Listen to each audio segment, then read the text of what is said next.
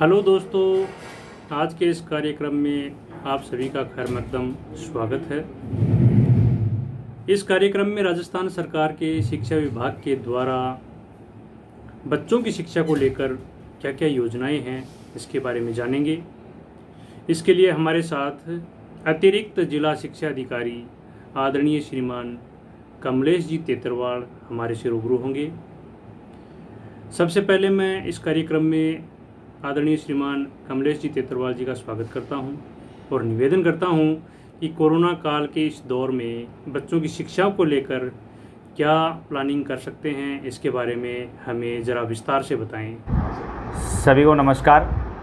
आज मैं कोविड-19 से प्रभावित शिक्षा से संबंधित जितने भी विद्यार्थी, अभिभावक, हमारे शिक्षा विभाग के अधिकारी और कर्मचारी हैं, उनसे इस विषय पर चर्चा करना चाहूँगा कि वर्तमान परिस्थितियों में हमारे विद्यार्थियों को हम कैसे पढ़ा सकते हैं। हमारे टीचर्स की, हमारे अभिभावकों की क्या भूमिका इसमें रहनी चाहिए। शुरू में हमारी परीक्षाएं प्रभावित हुई, परीक्षाओं के बाद ग्रीष्मावकाश आ गया तो हमें ज़्यादा महसूस नहीं हुआ, लेकिन आज प्रत्येक विद्यार्थी, प्रत्येक अभिभावक, शिक्षा विभाग के अधिकारी, हमारे टीचर्स सब परेशान हैं कि जुलाई महीना जो हमारे अध्ययन और अध्यापन का विशेष महीना होता था, उसमें हम क्या करें कि हमारे बच्चों को नुकसान नहीं हो। बहुत से विद्यालयों द्वारा ऑनलाइन अध्ययन अध्यापन का प्रयास किया जा रहा है, लेकिन ग्रामीण क्षेत्र के हमारे बच्चे हैं, उनमें भी समस्याएं हैं। कईयों के पास मोबाइल उपलब्ध नहीं है, कई अभिभावकों के मोबाइल से अगर काम चलाते हैं तो उनको रेगुलर नहीं मिलता है। इसके लिए भी हमारे टीचर्स बहुत अच्छा प्रयास कर रहे हैं। सीधे ऑनलाइन अध्ययन अध्यापन की बजाय बहुत से टीचर्स हैं वो अपने वीडियो बना करके अपलोड कर रहे हैं। माननीय शिक्षा मंत्री महोदय ने पहल करते हुए हमारे टीचर्स का सदुपयोग करने के लिए स्माइल के नाम से एक प्रोग्राम चलाया कि बच्चों को कंटेंट मिले और उनके घर बैठे मिले, वो पढ़ाई कर सके। उनकी मॉनिटरिंग के लिए हमारे अधिकारियों की ड्यूटी लगाई कि वो रोज़ चेक करें कि कितने टीचर्स कितने स्टूडेंट से रोज़ बात कर पा रहे हैं। इसका मकसद ये है कि अवेयरनेस रहे, जागरूकता रहे और टीचर्स और स्टूडेंट्स में आपस में समन्वय बना रहे। अब जब जुलाई का महीना आ रहा है तो रोज़ ये प्रश्न आता है कि विद्यालय कब खुलेंगे। देखो, जीवन से बड़ी कोई चीज़ नहीं है।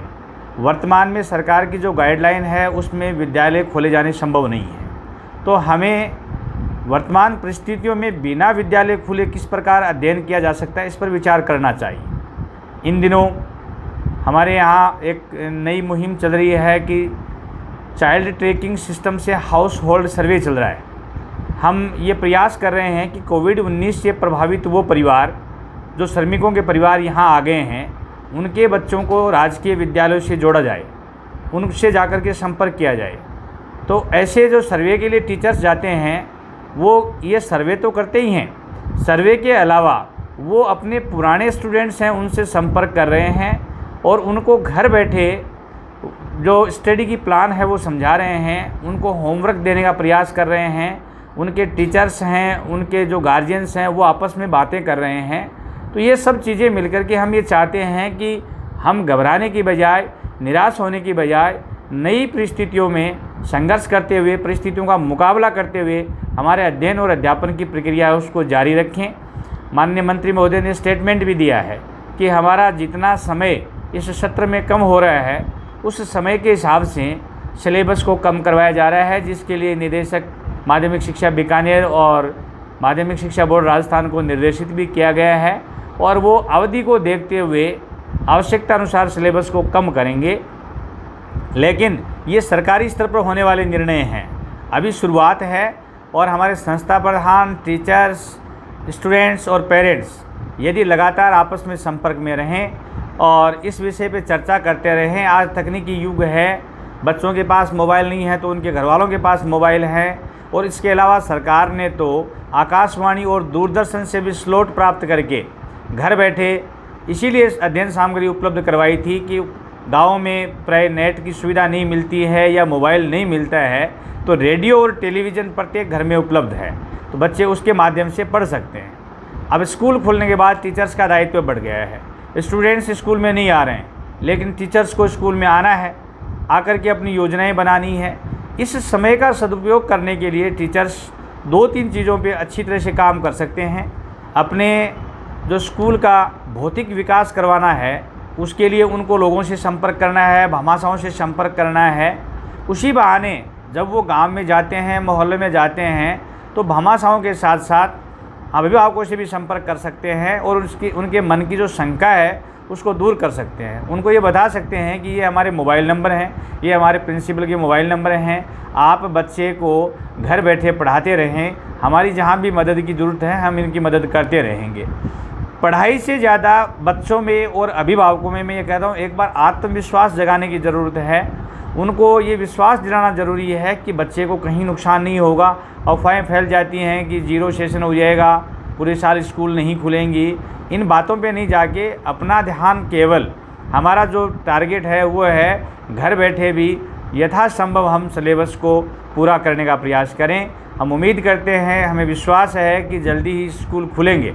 स्कूल जब खुलेंगे तो जो टॉपिक घर बैठे पढ़ रहे हैं हम उनका रिवीजन करवाने का प्रयास करेंगे, और जो टॉपिक हमारे रह गए हैं, ऐसे टॉपिक हैं जिनको घर बैठे पढ़ाना संभव नहीं था, उनको विद्यालयों में जो उपलब्ध समय होगा उसमें पूरा करवाने का प्रयास करेंगे। तो मैं पुनः एक बार समाज के सभी लोगों से, मैं ये नहीं कहता कि हमारे शिक्षा अधिकारी या टीचर्स के लिए ही है, समाज के सभी लोग एक माहौल बनाएं, एक माउथ पब्लिसिटी से एक ऐसा वातावरण पैदा करें कि वर्तमान परिस्थितियों में भी कम से कम झुंझुनू ज़िले के जो एक शिक्षित ज़िला है, शिक्षा में अग्रणी ज़िला है, वहाँ के लोग घबराएंगे नहीं और अपने बच्चों की शिक्षा का कोई नुकसान नहीं होने देंगे। मैं केवल राजकीय विद्यालय की बात नहीं करता, बहुत से ऐसे स्टूडेंट्स हैं जो प्राइवेट स्कूल्स में पढ़ते हैं, बहुत से प्राइवेट स्कूल ऐसे हैं जो ऑनलाइन स्टडी करवा रहे हैं, उनको कंटेंट उपलब्ध करवा रहे हैं, उनका फ़ायदा उनको लेना चाहिए। और मैं तो यहाँ तक कहता हूँ कि जब बच्चे घर बैठे पढ़ रहे हैं और उनको ऑनलाइन कंटेंट गवर्नमेंट स्कूल के टीचर से भी मिल रहा है, प्राइवेट स्कूल के टीचर से भी मिल रहा है, तो वो एक दूसरे से शेयर करके भी इसका फ़ायदा उठा सकते हैं। बहुत से ऐसे टीचर्स हैं जो स्वेच्छा से, उनकी खुद की रुचि रहती है, अपने वीडियो बनाते हैं, बहुत शानदार वीडियो बना करके उनको यूट्यूब पर अपलोड कर देते हैं। तो ऐसे चैनल्स पे जा कर के आप स्टडी का जो भी मटेरियल मिलता है उसका फ़ायदा ले सकते हैं। ये प्राकृतिक महामारी है, इस पर किसी का कोई जोर नहीं है। अभी हम सब मिलकर के इसका मुकाबला करने का प्रयास कर रहे हैं, लेकिन जीवन तो चलने का नाम है, हमें इसके साथ चलना है, इसका मुकाबला करते हुए जीवन की प्रत्येक गतिविधि को आगे बढ़ाना है। और शिक्षा इन सब गतिविधियों में से एक महत्वपूर्ण विषय है। आपके जीवन में आपके बच्चे का जो करियर है वो एक महत्वपूर्ण भूमिका निभाएगा। इसलिए सभी अभिभावकों से भी अपील है कि आप अपना समय अपने बच्चों की इस माहौल में केयर करने में बहुत अच्छी तरह से उनको समय दें। शिक्षा विभाग झुंझुनू के जितने भी अधिकारी हैं वो आप सबकी मदद के लिए तैयार हैं। हमारे संस्था प्रधान, हमारे सभी टीचर्स आपके सहयोग के लिए तैयार हैं। जी सर, बहुत बढ़िया। सर, एक समस्या निकल कर आ रही है, अभिभावकों को ये डर रहता है कि कहीं बच्चों को जब मोबाइल और इंटरनेट दिया जाता है और वो अकेले में पढ़ते हैं तो कहीं इस चीज़ का मिसयूज़ तो ना हो जाए, तो इसके बारे में आपकी राय बताएंगे। वर्तमान परिस्थितियों में हमारे पास पढ़ाई का जो सबसे अच्छा सहारा है, या हम जिसको कह सकते हैं कि जो एकमात्र विकल्प है, वो है ऑनलाइन स्टडी। इस ऑनलाइन स्टडी के लिए इंटरनेट की ज़रूरत होती है, मोबाइल काम में लेने पड़ते हैं, और जिस प्रकार समाज में प्रचारित है कि जब बच्चों को मोबाइल दिए जाते हैं तो उनका मिसयूज हो सकता है। आज इंटरनेट का उपयोग करने के बाद सोशल साइट्स पर कुछ ऐसी सामग्री उपलब्ध होती हैं कि लोग ये सोचते हैं कि बच्चों को मोबाइल देना उचित नहीं है और उनका मिसयूज हो सकता है। तो देखिए, जब भी आप कोई भी अच्छा काम करने जाओगे उसके पीछे कोई न कोई बुराई तो होती है। हम केवल इस बात से ड्राइविंग करना नहीं छोड़ सकते कि गाड़ी चलाने से एक्सीडेंट होते हैं। हमें सावधानी बरतनी है कि हमारी गाड़ी का एक्सीडेंट नहीं हो। तो हमारे बच्चे मोबाइल का मिसयूज नहीं करें, उसमें केवल अपना ऑनलाइन स्टडी के लिए उसका यूज़ करें। इसके लिए ज़रूरी है कि अभिभावक उन पे अपनी नज़र रखें, उनके साथ बैठ सकते हैं, उनकी माताजी, बहन, भाई, पिताजी, वो समय दें। बच्चे को 2-3 घंटे का समय आप परिवार के लोग दे सकते हैं। अगर आप घर के काम करते हैं तो उन पे जो वो पढ़ाई का काम कर रहा है उस पर नज़र रख सकते हैं, उसको बीच बीच में चेक कर सकते हैं और बच्चे को आप समझा भी सकते हैं कि मोबाइल पर अन्य जो चीज़ें हैं वो देखना आपके करियर के लिए, आपकी उम्र के लिए ठीक नहीं है। बहुत बहुत धन्यवाद। जय हिंद।